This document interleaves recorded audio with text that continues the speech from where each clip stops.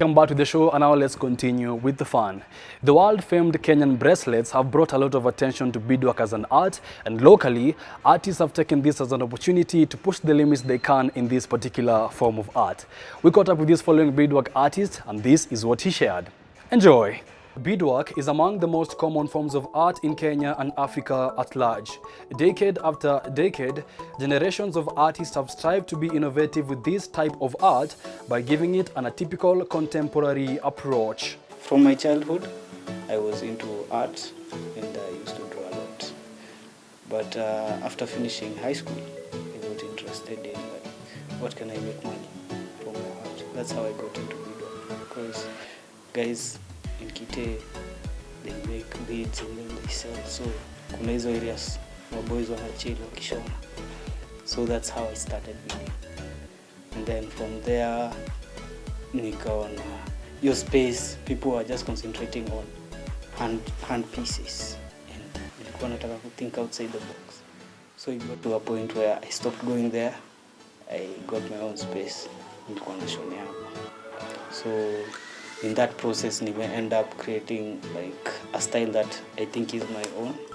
His inventory is decorated with an array of items forged using a few tools and materials. The beads I'm using, these are glass beads.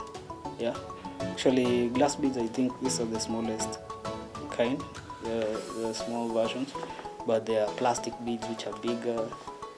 And basically it's like you are repeating the same thing. Once you understand the patterns, you can work with any type of bead, you know, and of any size. So it's basically that. For the materials you use glass beads or plastic beads, or they are wooden beads. Beads are diverse beads. And then to combine them together, you use fishing line, just regular fishing line. Funny enough, fishing line, I made fishing line when I started working on this. I did not know where I could source fishing line. Yeah, so glass beads and fishing line. Making of the pieces first calls for pinpoint calculations to determine shapes, sizes, and colors, and second, a creative mind like his that thinks outside the ordinary to address any issues that might slacken the process. There's a bit of mathematics in there, but it's concentrated. So you try and picture like a graph. And so when I started, I used to take those books, math books, and I would draw the image I want on the math books. So, try and picture those grids like an XY axis. So on the X and the Y, I will imagine those lines are beads.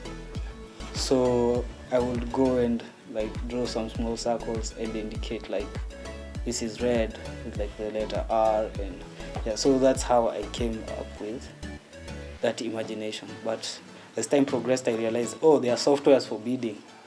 So now you get the laptop, you get the software, you put the image, and it gives you like a grid. So you just follow the schematic, and it comes out.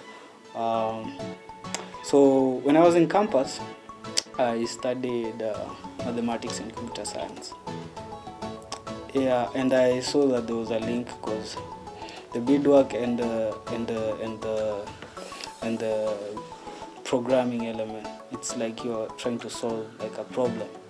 So niliona hapo kuna connection, and something that has really struck me in my head was like, how about you create like a device that you just feed it the image and its size and the beads, and the final result is you get your portrait, because now you will have cut out the time, you know, because it takes a lot of time and concentration.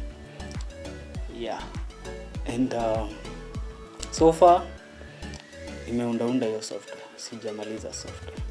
Yeah, but ikiiva tutafuta some engineer to design the rig machine, because in the process of creation, one of the biggest challenges I'm facing is you get a client who wants a large order.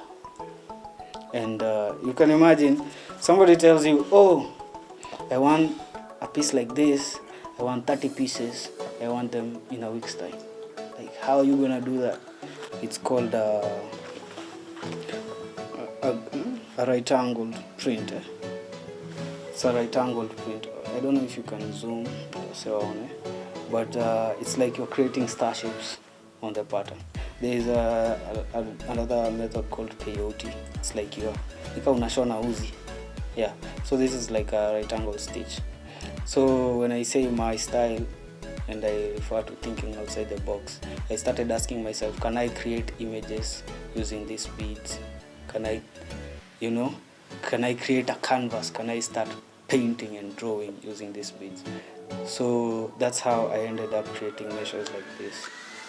It's like a geometric pattern, yeah. And then I even asked myself, can I make faces?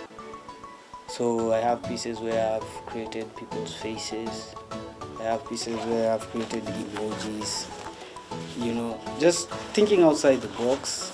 Really, I think that's what every artist should strive for. Yeah.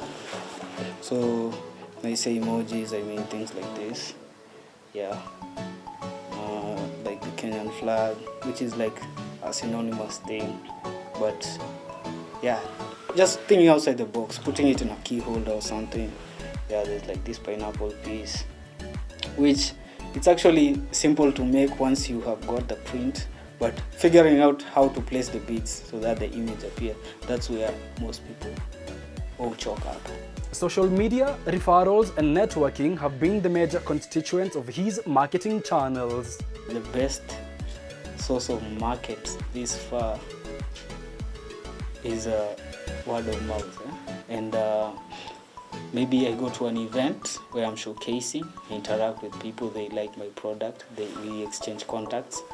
That's how I mostly do it locally, or face-to-face is actually the best. On social media actually works, but it has a limitation, because you have to have the right display, the right equipment to showcase that work, and then the platform you're on. If you fixate on like Instagram, it's not the best market for art. Maybe you go to stuff like Pinterest, you go to places like Etsy, and then now for foreign markets you have to look at platforms like Anansi. Yeah, Anansi is it's an online store for artists, African artists. So they sell African arts to foreign markets. So you have to look at such avenues so that you can get your products out there. Yeah, and maybe now for TikTok, actually I've seen TikTok impacting a lot of people, because you can create clips where you create these pieces and people will just like them. Translating that into purchases, that's where the catch. In his parting shot, Philip poses a challenge for other beadwork artists and Kenyans alike to be more accommodating to new ideas in the beadwork field. We need to think outside the box when you say beadwork. So for me, that's where I go to the point where I'm not only targeting individuals. You can make products for brands. You can make products for clothing. You can do a lot of things with beadwork, because as I've stated initially, this is like creating your own canvas. You're creating your own canvas, and you are drawing it at the same time. So Kenyans really need to think outside the box. They need to be more creative, even if you might say you're not a creative, but if you really think about it, the whole living process is a continuous creation process.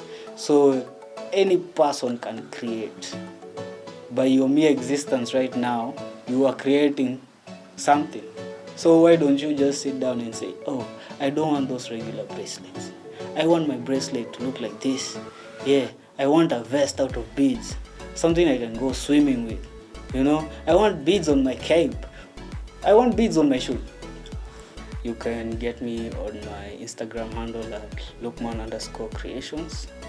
You can hit my email at creationslukman@gmail.com.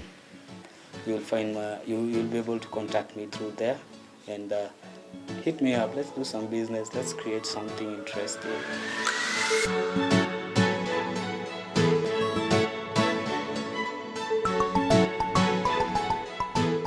Making remarkable artworks, one bead, one design at a time.